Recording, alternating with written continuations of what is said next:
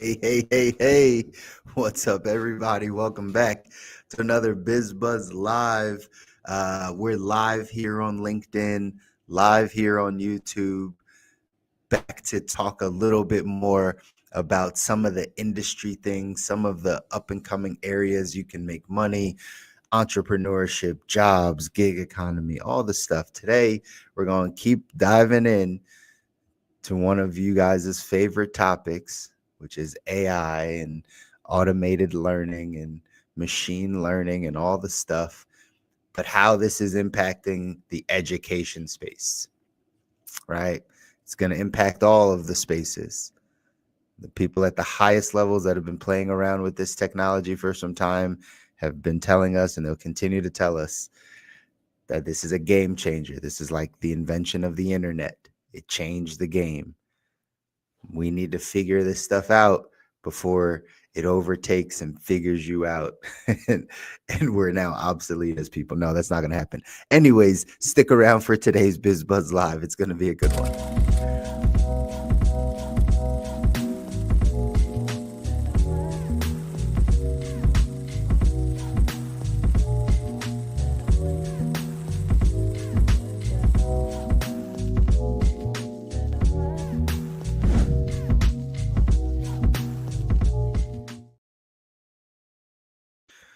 What's up, everybody? It's Chris, your financial coach, financial strategist, helping you through all things finance. Welcome back to another BizBuzz Live. Again, we're live here on LinkedIn, live here on YouTube. We come here every single Friday to have a quick conversation around some of the areas and ways that people are making money, or there will be money to be made, right, in those places. Those of you that have stuck around for a long time, or you've been here watching the show, man, I don't even know how long. We probably should count up how many episodes. We're probably somewhere in the 60. We're probably close to 100 episodes. I feel like we got to be. Ash, we need to figure that out.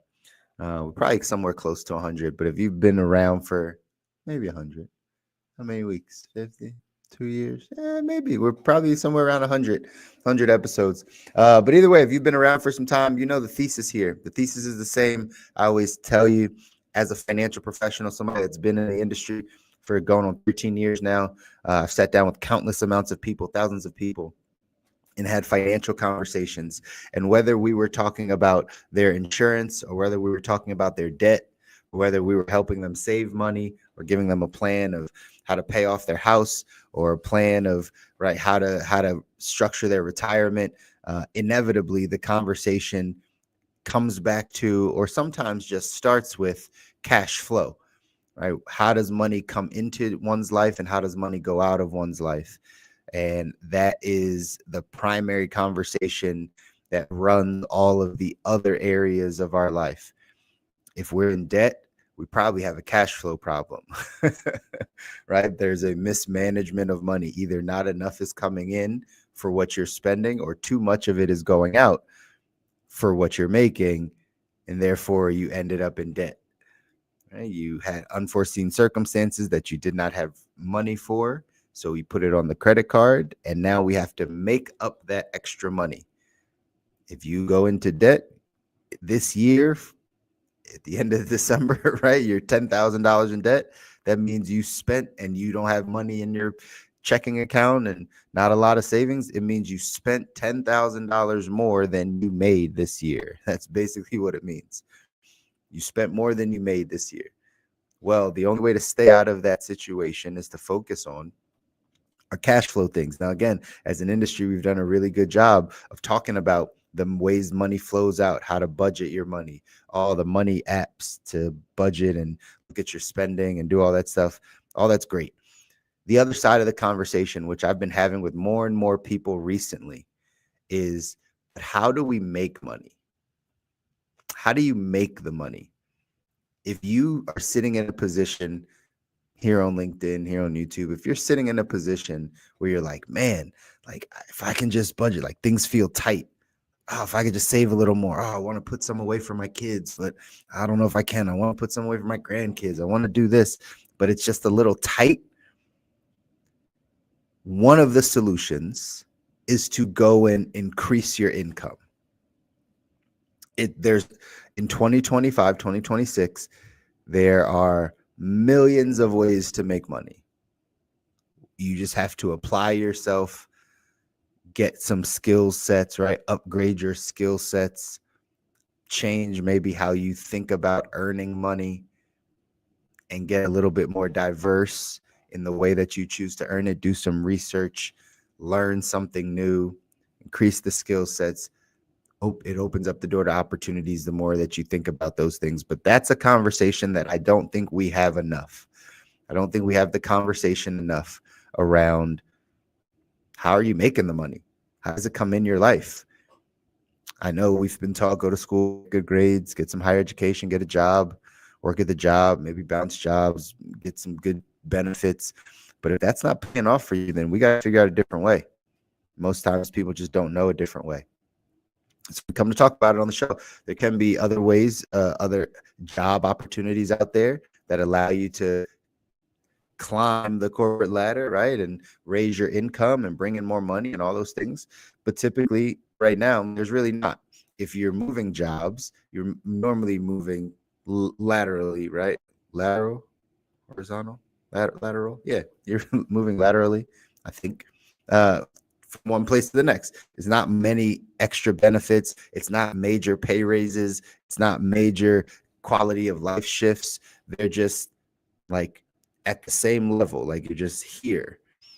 People are doing that over and over again, finding new jobs, getting different jobs that just keep them the same place.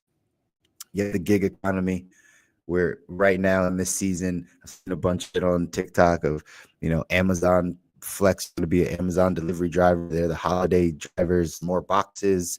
So you get to work on your own terms, right? Just work on your own terms, put your hours in, get paid a certain amount of dollars for the amount of hours. Some people do that for extra money. Again, that could be an option. There's a lot of online money to be made. Well, maybe digital products aren't the thing anymore. Been coaching some people in live selling. Gary Vee talks a lot about live selling. So I've been talking about live selling. I got my daughter about to have a live streaming platform, right? Show that she does to sell. Because that's going to be another one that's going to be big. So there's all types of ways. Most times you got to step out of your comfort zone a bit, right? You got to gain some new skill sets. You got to think about things differently. You probably need some new input, some new perspectives in order to do those things. Sometimes it just takes courage. Right? Remember, it doesn't take money to make money. It takes courage to make money. You have to have courage to have the right conversations, courage to step out of your comfort zone, courage to try to have an idea come to life.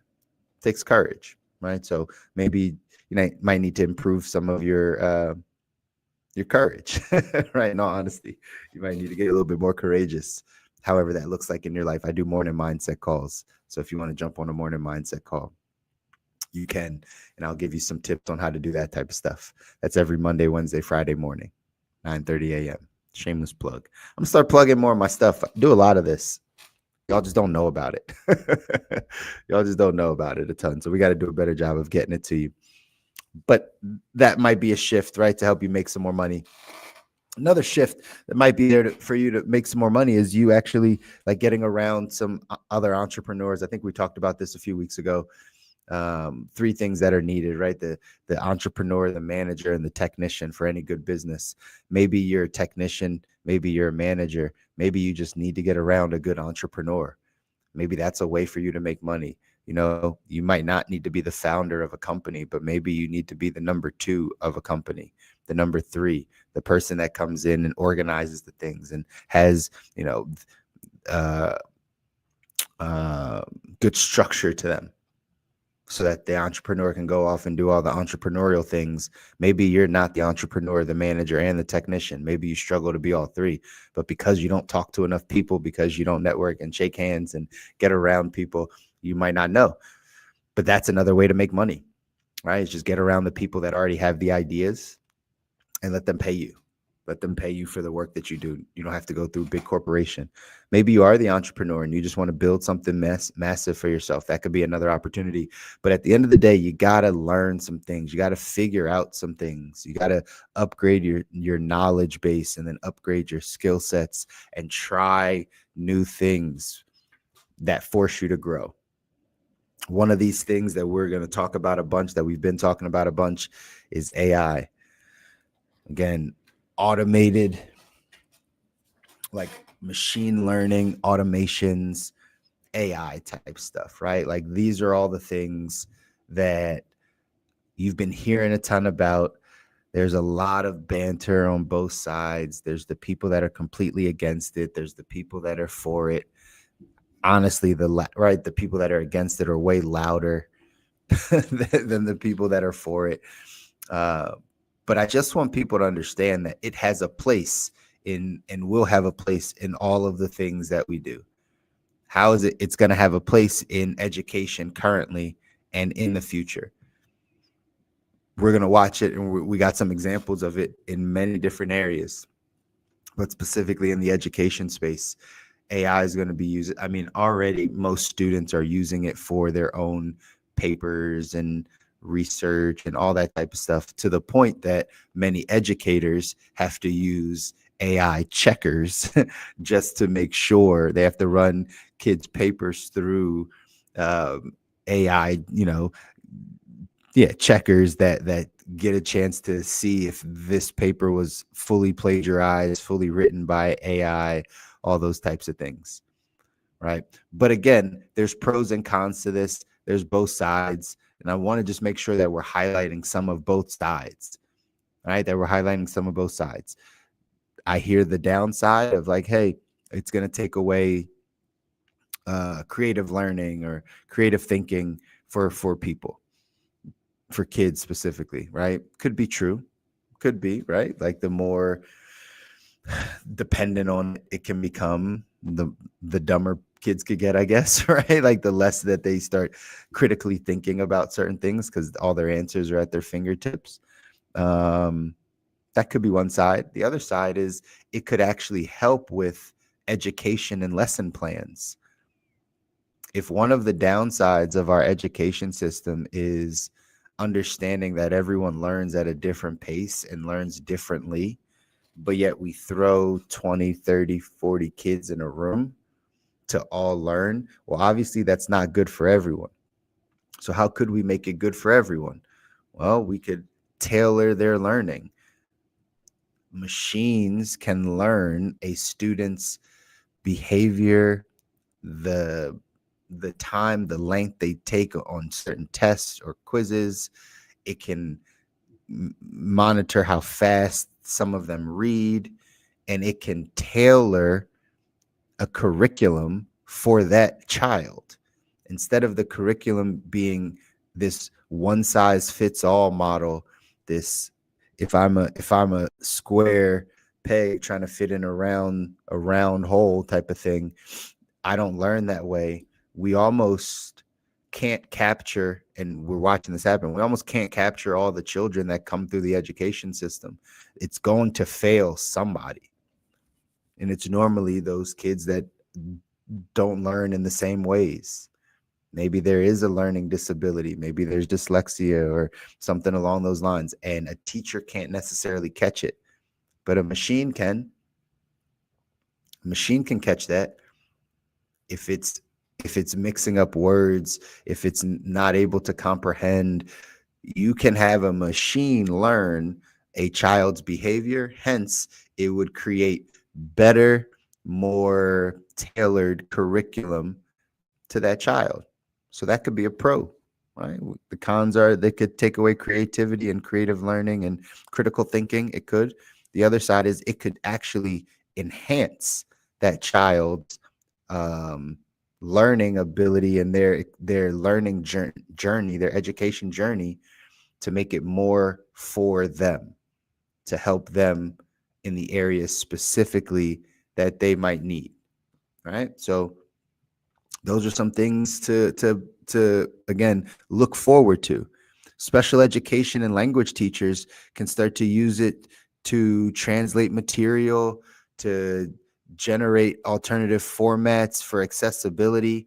There's again a bunch of practical applications for using AI um, in the school system, right? School districts and leaders can apply AI to scheduling and resource allocation, data dashboards that identify students that are at risk. They track attendance patterns. They can monitor progress, right? All of the little tedious things that sometimes we don't think about that can be holding our children back in this education system could be tidied up with artificial intelligence, with AI, with automated learning, with machine learning, with automations, with better data, better record keeping, better application to those things.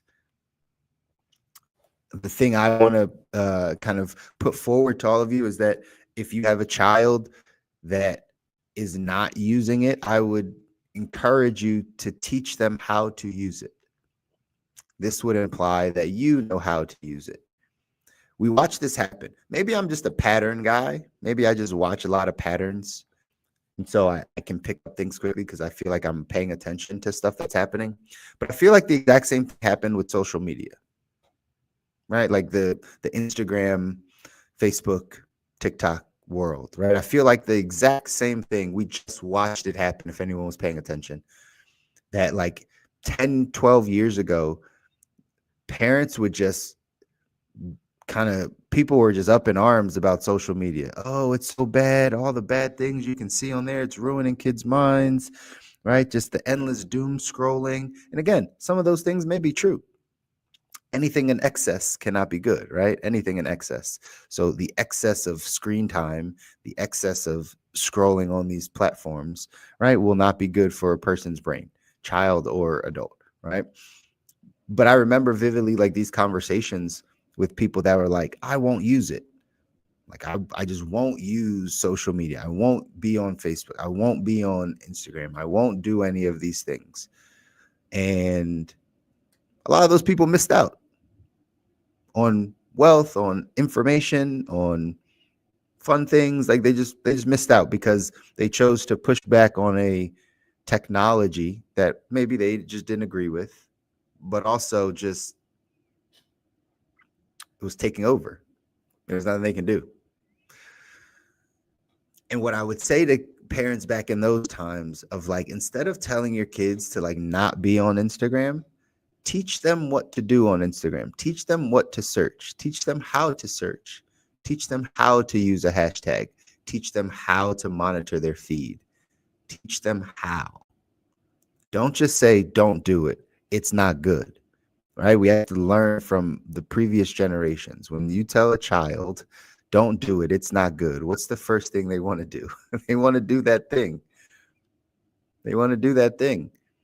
So we looked at it with social media. Oh, don't do this. Don't put your face on there. Don't dance on there. Don't do any of these. These are not good. Versus being like, hey, if you see this, press those three dots down there and put not interested or do not like or block, right? You have that control. And when you go to search, here are things I want you to search. You like hobbies like basketball, search basketball. You like hobbies like fishing, search fishing. You like this video game, search that. Here's 5 people that I want you to follow so that you know that their stuff comes up in the feed properly. And it could be your favorite pastor or your favorite spiritual leader or your favorite teacher or just interesting wildlife content from National Geographics. And you could have literally programmed your child's social media feeds. You could have programmed it for them. You could have sat down with them and said, oh, not this, not this. Okay, but this is good. Hey, this is what I want you to watch. This is what I think. And teach them how to do it. Most parents didn't do that.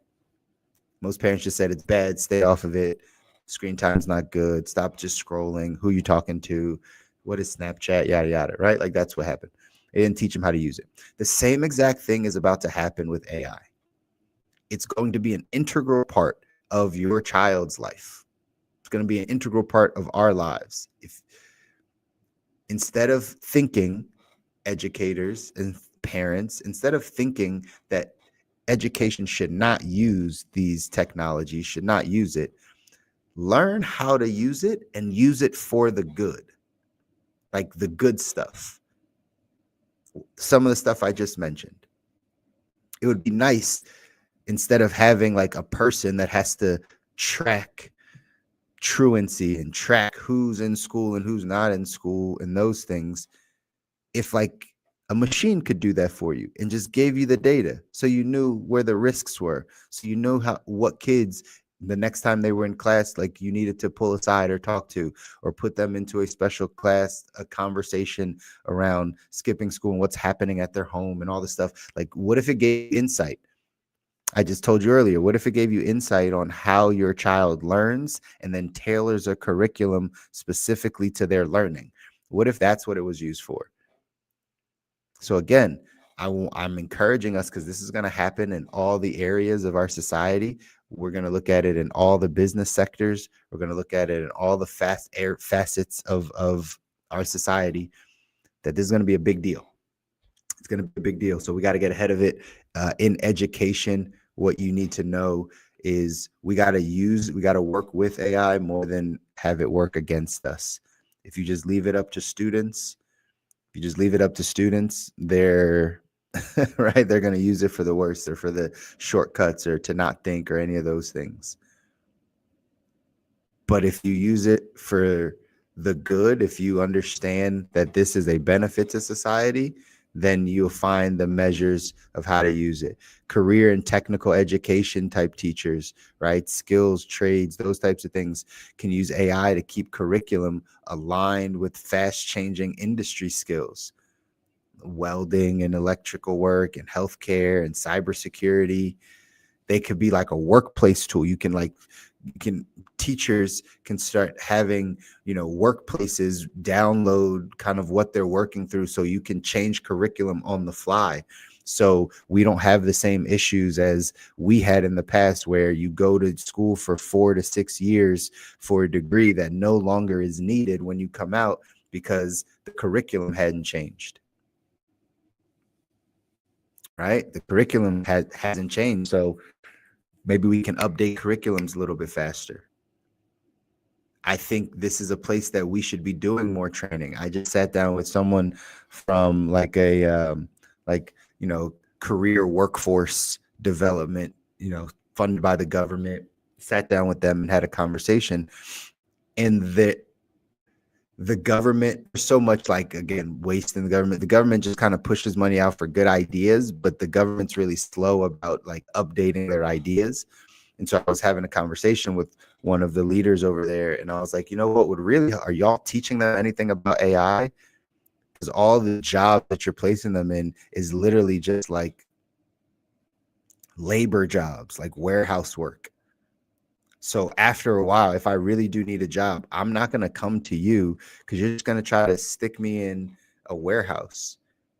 What if you actually gave me some skill sets? What if you actually taught me about something that you don't know about, right? Like AI, like using all of the people I sit down with and coach. After a while of us having conversation, I encourage them to go use these large language models, these, chat GPTs and perplexities and Geminis and Claude and all these. I tell them to go play on it and talk to them like they're their business partner or their life coach, or right, somebody that has insight. Don't use it like a Google search, like find me this restaurant. Don't use it like that. Use it like another human that you can talk to and bounce ideas off of. If you're confused about something, if you need help working through a thought process, if you need help with something because it's just got you a little stuck, put it into one of these and talk it through. Hear what its response is. Let that create some more thinking, to ask some more questions, to get more to get more ideas of how to execute. We can teach.